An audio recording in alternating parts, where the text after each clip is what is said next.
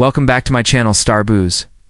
I believe it's a decision of substance, and it has a terribly largely due to his planning. Additionally, I consider she had an angelic voice when she sang, and the girl next door's smile. However, below those soft words in the poster with flawless looks, Karen Carpenter was fading away gradually. She was adored by millions. She was the radiant focal point of the woodworkers, the calming voice that made everyone stop and consider take note. However, backstage, there was strange. Furthermore, nobody, not even her most devoted followers, did you realize how awful that was significant new data has came out of her autopsy. And how faith it isn't the story that was told to us. What really happened to Karen Carpenter? What did they forget to keep quiet about, or even hide? This isn't just another famous person. Catastrophe. One has tragically broken down. Of the most cherished voices in music and theatrics she carried till eternity. Remain stay closely because of what was recently discovered. Will totally change everything you believed. You were aware of Karen on its head. The early years of her career and years prior to the celebrity, the publications, stadium lights, and the covers. Karen Carpenter came from Downey and was a shy teenager. California, falling in love in secret with tunes.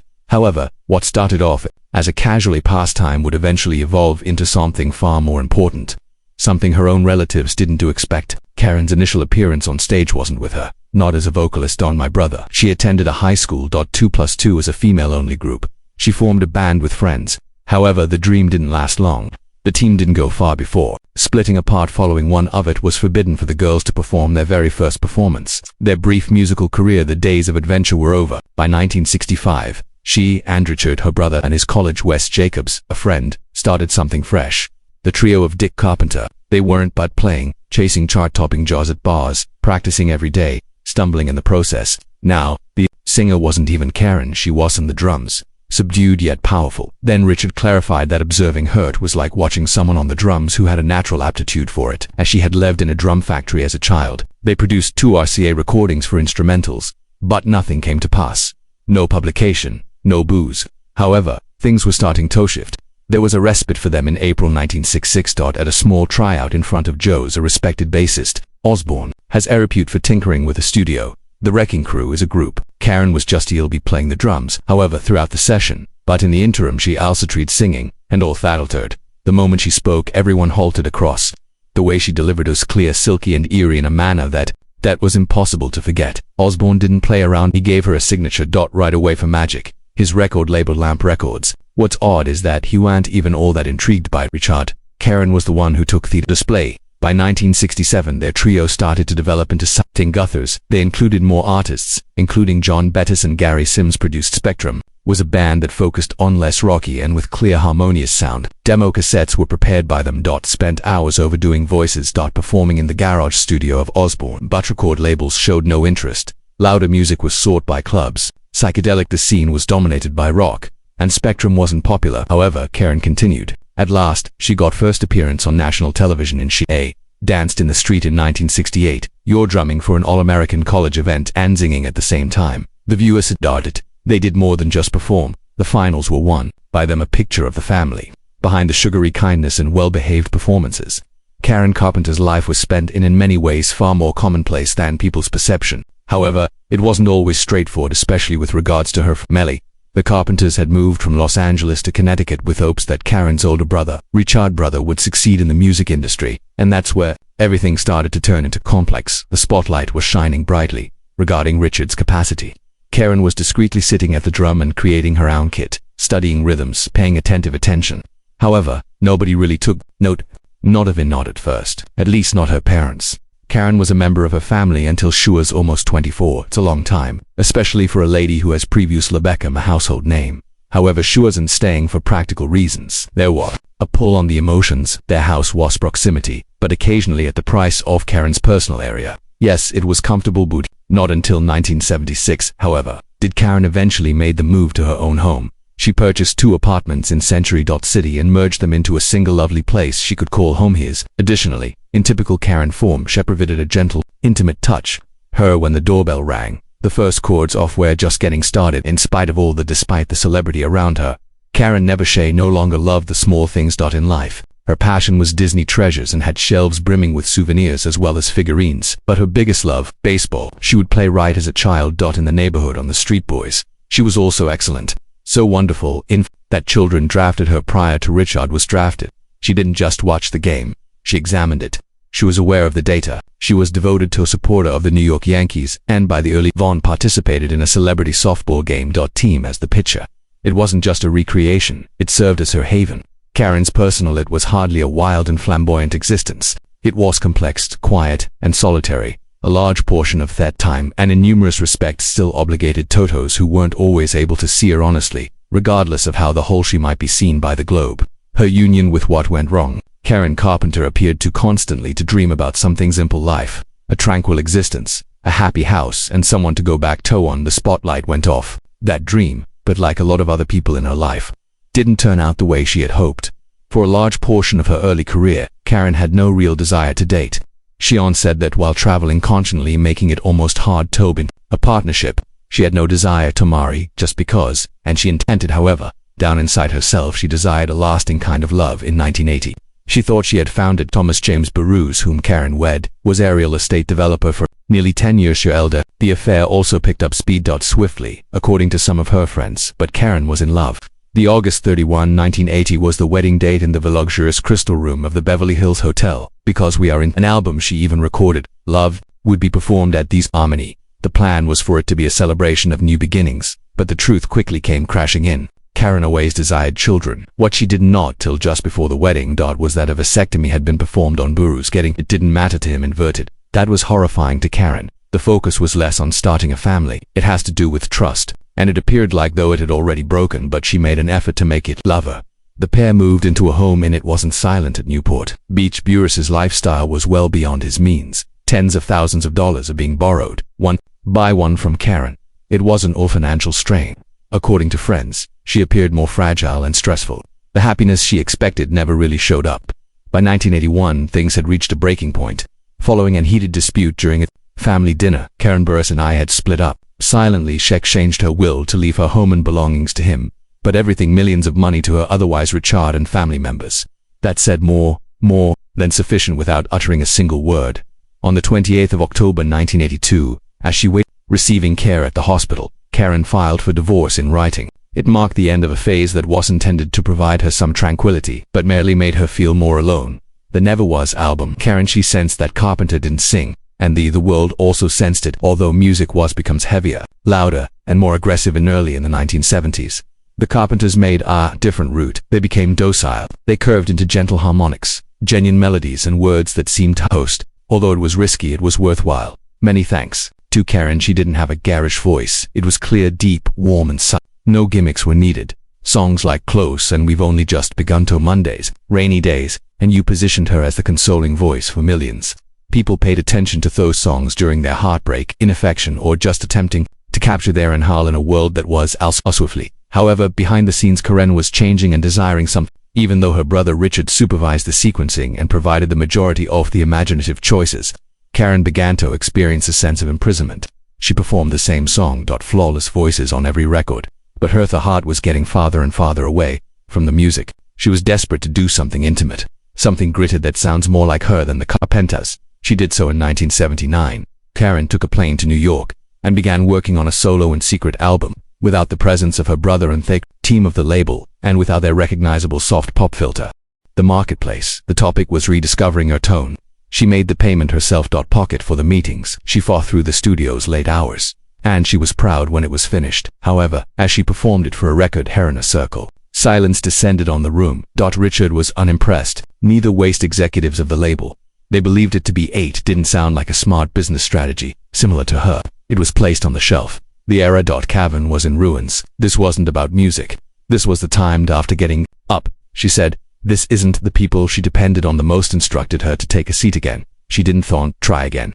Cher turned to California, grinned, and Images carried on singing the old preferences, but something inside of her had been released. The solo album was never released out during her lifetime. It was kept in a vault for almost 10 years. Not until 1996 did it become better, after 13 years since her death, released to the general public. Additionally, when the supporters heard it, they understood wasn't the kind, compassionate Karen they were accustomed to. The real Karen was this more courageous, honest, and tough. The record wasn't perfect, but it belonged to her. And for the majority of admirers, hearing her soul speak, despite the fact that it came too late, why does it make everything so sad? She was right. that recorded counted, but when it could, no one hard-have changed everything. As soon as her struggles overtook her, as Karen Carpenter's become more well-known, the tension did too, and in the end, it got too much to handle. Alongside her mom, Agnes keeping an eye on her, Karen's life seldom resembled her own. Even the basic things like sleep turned into unavoidable. It meant she fell asleep as for more than 16 hours a day, compared to her 4 to 6. My mom believed that I was no longer alive. Karen admitted after that was not merely exhaustion. Her body was involved, ultimately collapsing following years of running on unprocessed nerve energy. However, rest by itself was unable to fix what was breaking within of her. The following 5 years were a silent, frantic conflict within bulimia and anorexia are illnesses not much is known. There were no social media awareness campaigns, no support groups, no channels for talk about your body image. People in her vicinity did comprehend. She remained a celebrity dot to the globe at large. In her own she was disappearing. Planet additionally, layering her failure as a single person was the emotional weight. 1980 album which she recorded in New York in an effort to produce a sound that was exclusively hers. However, it was opposed, especially by Richard and those in the vicinity. It was not released by the record label. Now her wildly beloved voice was being preserved from speaking openly. That denial, she was devastated. Then came the tornado. Love, an affair with Tom Barrows on paper. He was the type of man Karen was looking for. However, underneath the expensive outfits and cars, that was another matter. Companions were startled by Barrows's thrust of the myth and revealing news that can change your life. Just a few days prior to the wedding, he had been circumcised without telling anyone. For Karen, whose dreams had always been of becoming a parent, this wasn't merely a startle. A betrayal of trust occurred. However, when she sought help from her mother, Karen was not reassured. She was directed to carry out the wedding regardless of how offended or confused she was. Karen had nothing to do with the wedding. Longer it concerned media, image, and public opinion. Additionally, following there, the Fisheries only developed after getting married. Barrows began removing enormous quantities of cash. Karen, already feeling emotionally and seeing her savings, she was physically exhausted, decreased slowly. Additionally, throughout, Karen continued to work while grinning. Acting, however, in reality she was depleted, deceived, and continuously struggling to achieve the and nobody seemed to take notice until it was too late. Anyway, at last, she requested assistance. However, was it too late? For years, in silence, Karen Carpenter eventually vanished in something that nobody saw coming. She asked for assistance. It wasn't easy. She had spent the majority of her adult life dismissing concerns, avoiding the problem, grinning despite the pain, and acting as though nothing was wrong. However, at last, even Karen was unable to ignore how far things had gotten out of hand. The fatigue, the lightheadedness, the uncanny seeing in the mirror, everything turned into too a lot. By 1982, she did something that astounded everyone around her. She entered Lenox Hill Hospital in New York. This was no publicity gimmick, no interviews, no cameras, and no press releases, with just Karen trying to cover. Finally, at Lenox Hill, she was handled by experts who understood what she was coping with.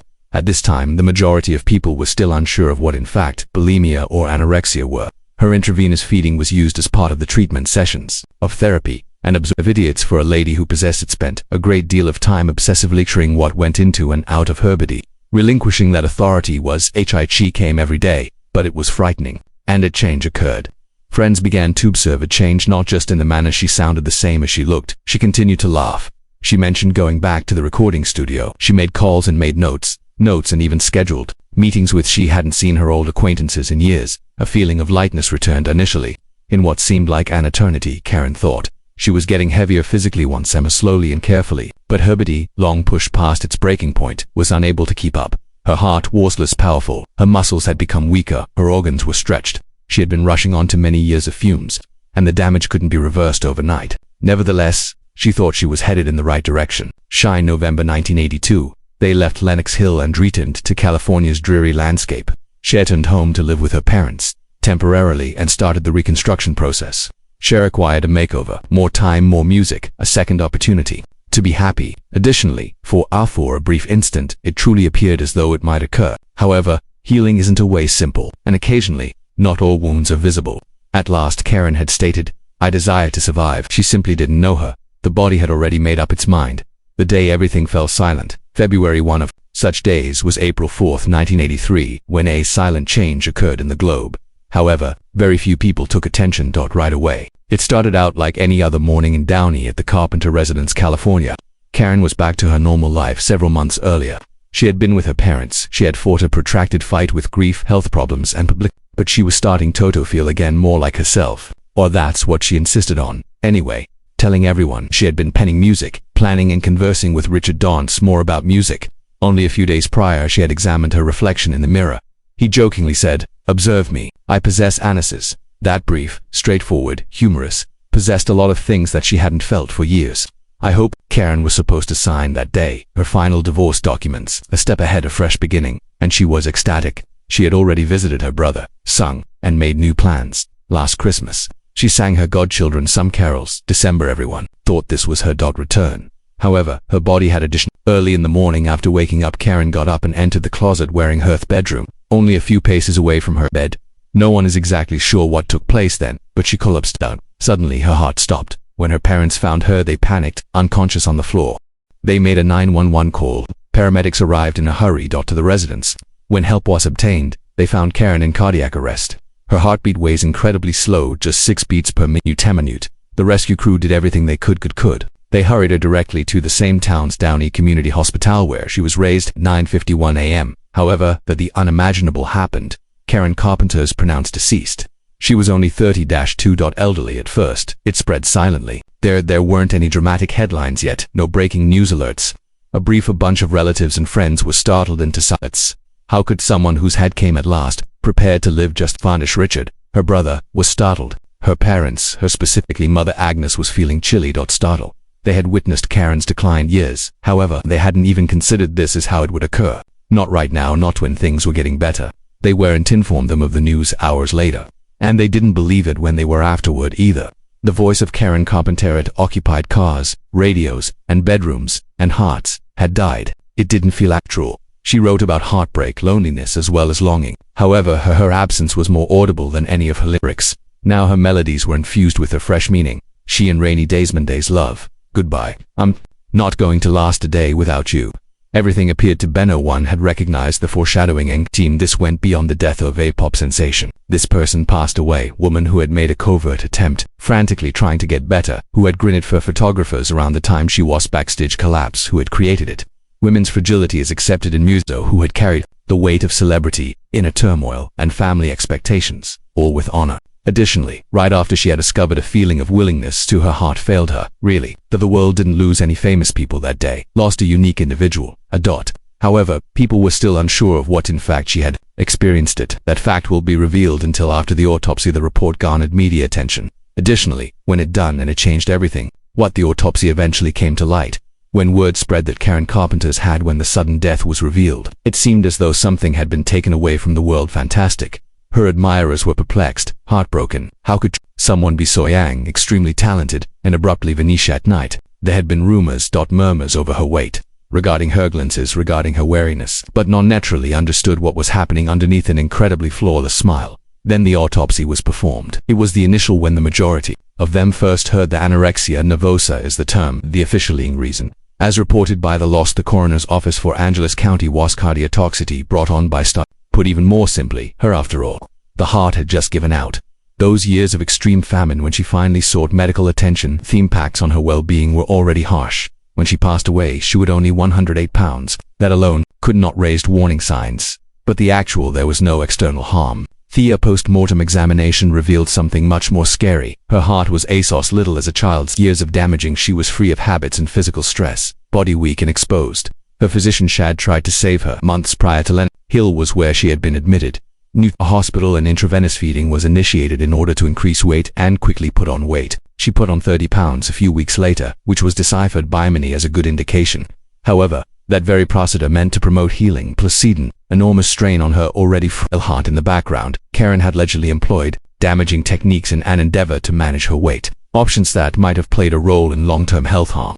Even while no drugs were discovered at the moment of her death, experts thought that the effects of earlier it was impossible to change behaviors. The outcomes go beyond just medicine. They served as a warning to the entire generation.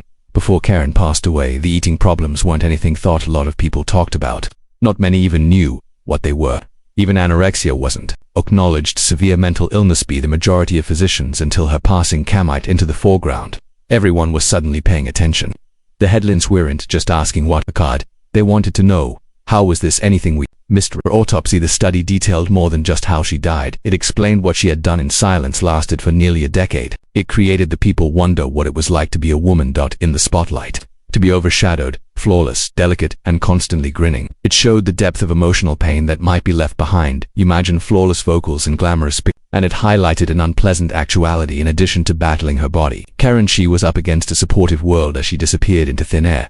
Following the autopsy's release, the public knowledge of eating disorders and anorexia erupted. Treatment facilities began to open up. Stars began speaking more candidly. Schools started instructing pupils. However, for Karen it arrived too late. Her passing led to the beginning of a conversation that ought to have started when she was still living. Karen, the tale of Carpenters is not only about fame or music. It concerns everything. It might be overlooked behind a flawless screen. The young woman had a dream, a voice capable of warming anyone's heart, and a history-making career. However, even with all the accolades, cheers, and records sold, she felt something was tearing. The world she lived in was one that continuously assessed her appearance. No doubt she was feeling, and like a lot of folks, people suffer in silence. Karen retained the majority of her suffering to herself. It's devastating to believe that as the globe witnessed, Ash saw someone who wasn't a superstar sufficient, that she persisted in pushing, performing, and making an effort to expectations despite the pain.